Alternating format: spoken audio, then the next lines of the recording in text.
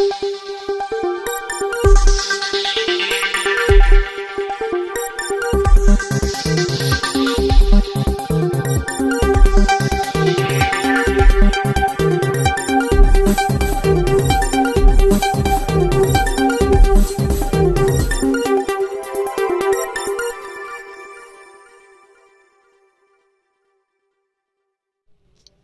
UP talk news की खास bulletin में आपका स्वागत है।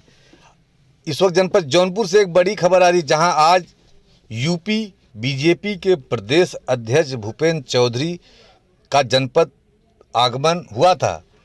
जनपद प्रथम आगमन पर यूपी बीजेपी अध्यक्ष को जौनपुर बॉर्डर से लेकर जौनपुर भाजपा कार्यालय तक जोरदार स्वागत हुआ, जहां भाजपा के कार्यकर्ताओं ने अपने प्रदेश अध्यक्ष को ढोल बाजे व आतिशबाजी के साथ स्वागत किया।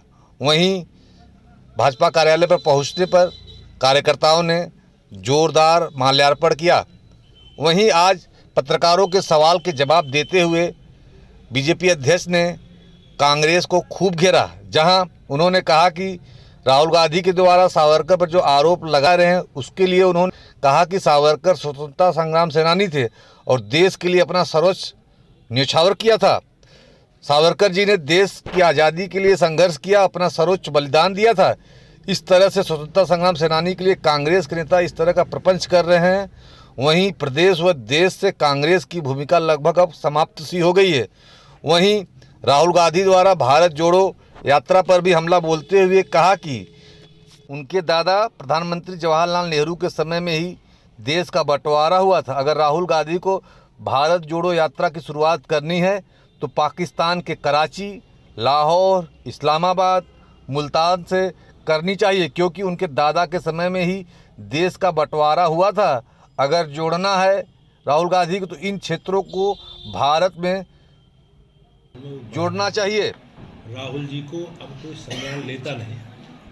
राहुल जी की और कांग्रेस की भूमिका देश से, प्रदेश से लगभग समाप्ति की ओर अग्रसर है और इस तरह के बयान देकर और देशभक्त लोगों के लिए, जिन्होंने देश के लिए सर्वोच्च बलिदान किया, लंबे समय तक वो लोग, उन्होंने काल कोठरी में रहकर देश की आज़ादी के लिए संघर्ष किया, इस तरह के स्वतंत्रता संग्राम सेनानियों के इतिहास को भूलने के लिए कांग्रेस के नेता इस तरह का प्रपंच करते हैं।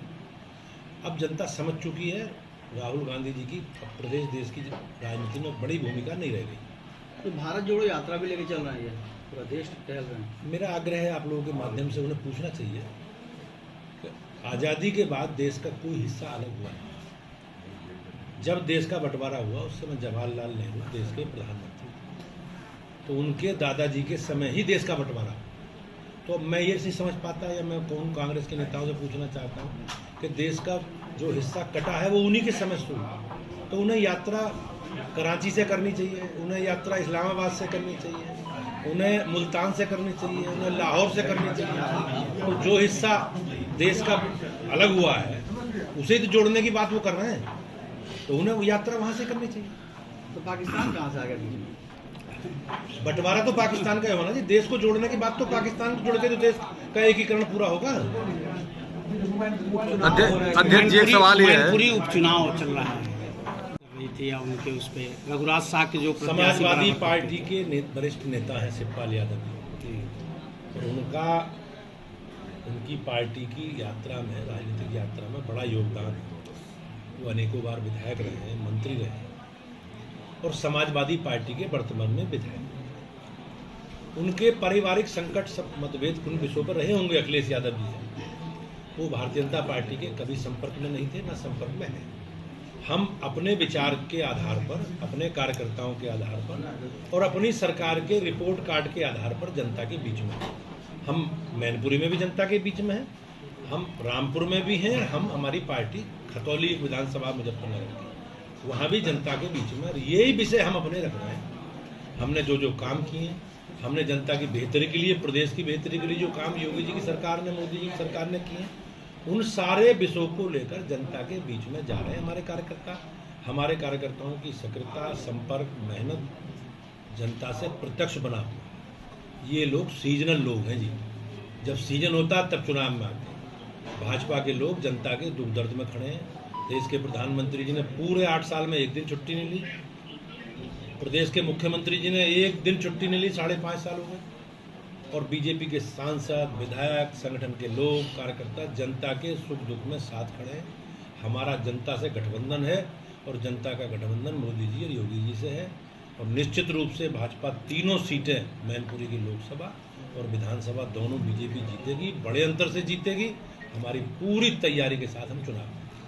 अध्यक्ष जी, एक बात, पार्टी भारतीय जनता पार्टी कार्यकर्ताओं की पार्टी कही जाती है, देवतुल्य कार्यकर्ता भी कहे जाते हैं, लेकिन कई बैठकों में, जिले हो या प्रदेश में, जिले में तो कई बैठकों में ये बातें आई कार्यकर्ताओं द्वारा कि उनकी कहीं सुनवाई नहीं हो रही है, थाने से लेकर तहसील तक कहीं कोई। जी, भारतीय जनता पार्टी एक विचारधारा से जुड़े राजनीतिक क्षेत्र में काम करने वाले लोगों का समूह, और हम अपने कार्यकर्ताओं को एक विचार के आधार पर, हमने इस देश में, इस प्रदेश में शासन व्यवस्था हमारे विचार के आधार पर हो, स्थापित हो, इसके लिए हमारे लोगों ने लंबे समय से संघर्ष किया। 5वीं 6ठी पीढ़ी है हमारी। और मेरे लिए सौभाग्य की बात है, मेरे सब लोगों के सौभाग्य की बात है कि हमारे जो एजेंडे से जुड़े विषय हैं सरकारें 100% पूरा कर रही हैं। आप हमारे घोषणा पत्र निकलवा के देखो, जिन घोषणा पत्रों के आधार पर, जिन संकल्प पत्रों के आधार पर, जिन कोर एजेंडे के आधार पर हम लोग जनता के बीच में हैं, पब्लिक डोमेन में है, उस सरकारें सारा पूरा कर रही हैं।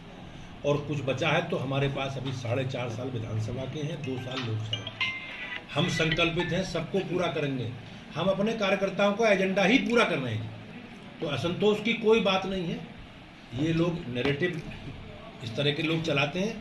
भाजपा का संकल्प है बेईमानी, भ्रष्टाचार, अराजकता, गुंडागर्दी, माफियागिरी, इन सब के हम खिलाफ हैं। हमारे सारे घोषणा पत्र आते हैं। हमारे घोषणा पत्र देखो, धारा 370 कॉमन सिविल कोड, देश को परमाणु शक्ति संपन्न राष्ट्र बनाएंगे, शरणार्थियों को बाहर नागरिकता देंगे, घुसपैठियों को बाहर करेंगे, भगवान श्री राम के मंदिर स्थान अयोध्या में भव्य राम मंदिर का निर्माण कराएंगे। ये हमारे संकल्प पत्र में है, आप उठा लो सब। और सब कार्यकर्ताओं की ताकत के आधार पर हम सब पूरा कर रहे हैं, ये हमारा संकल्प। कार्यकर्ताओं का उत्पीड़न हो रहा है।